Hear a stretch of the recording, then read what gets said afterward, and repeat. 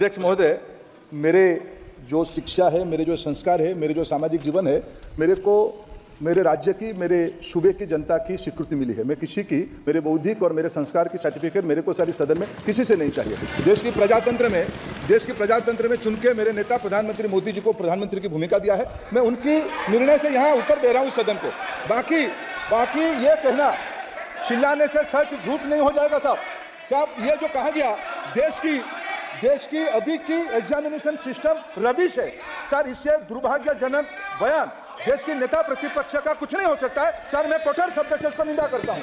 बाकी रहा, मैं सर आपके सामने, आपके माध्यम से देश के सामने सर एक तथ्य रखता हूं सर। जिन्होंने रिमोट से सरकारें चलाई है, 2010 में 3 बिल आया था सर शिक्षा सुधार के लिए।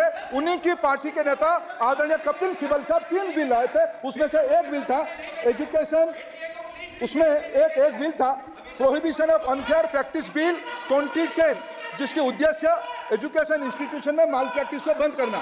सर मेरे सरकार की हिम्मत है, अभी हमने पब्लिक एग्जामिनेशन की रेगुलरिटीज में बिल लाए, कानून बनाए।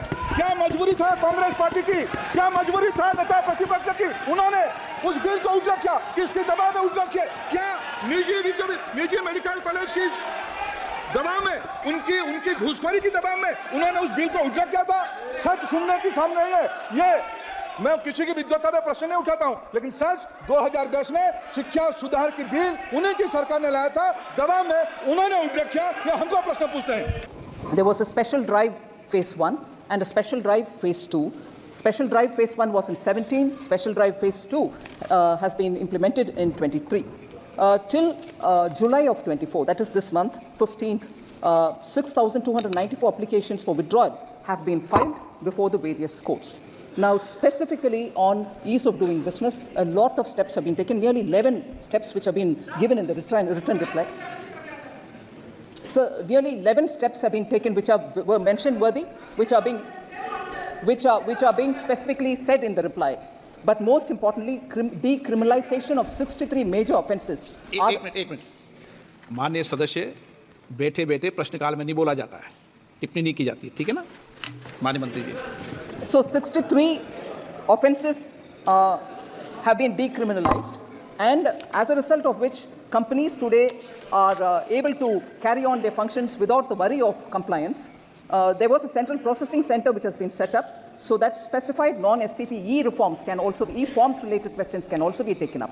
So the most important part of this is zero fee for incorporation has been brought in for companies with authorized capital of up to 15 lakhs, meaning small companies which have small capitals with which they start their business, there is no fee charged. These are as a matter of ease of doing business, other than simultaneously acting on reducing the pendency in the courts. Therefore, this question which relates to ease of doing business and also reduction of pendency has both sides on which the minister is trying to answer. So the most important question which Sri Jagadambika Pal raised about the SEBI, sir, I want to underline the fact that the reforms which have been brought by the SEBI, particularly in timelines which have been given for settlement of claims, is a remarkable step taken forward, and our markets have also been, and companies have also benefited from it. In fact, we are far ahead of the very many other countries where similar companies law operate. They are still not able to settle claims within even T+6, T+5 or T+4. We have even come to T+1, which is effectively being run today. So SEBI-related reforms also are coming up with ease of doing business and treating both all stakeholders with great comfort. So this question is a very large, this question pertains to a large area of reforms in companies matters, both related to pendency reduction and ease of doing business. So the question that was getting answered by our new MOS was actually a larger context on which the written answer is far more comprehensive than what the minister has tried to start answering with. But new ministers will take a bit of while, but for us to listen to them, all of us, I would request all of us to kindly accommodate their attempt to answer. Shri Shashi Tharoor ji.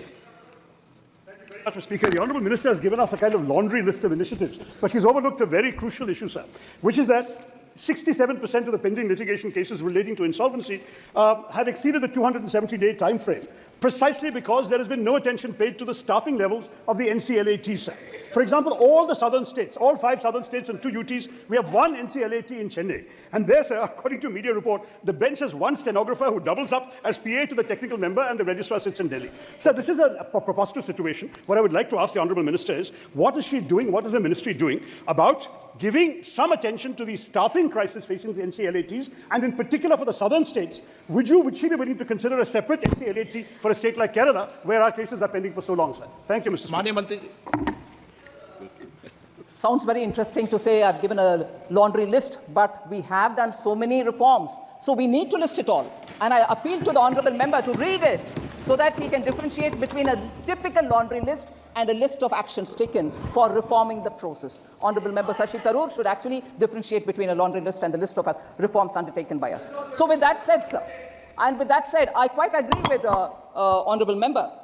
Staffing and filling up the vacancies of NCLT and NCLAT is a challenge which we are trying to meet. We are certainly conducting periodically interviews and also advertising for positions and working with the Supreme Court so that we get the right members to appoint them in the various company law tribunals. Yes, it is the truth that there is only one NCLAT, and that is located in Tamil Nadu. I'm sure for now at least, the southern states would find that it is not located in the north and it is in Chennai, and therefore for now at least, NCLAT in Chennai would serve the purpose. However, I do appreciate that we need to have greater number of appellate tribunals, but this is not something which I can just do.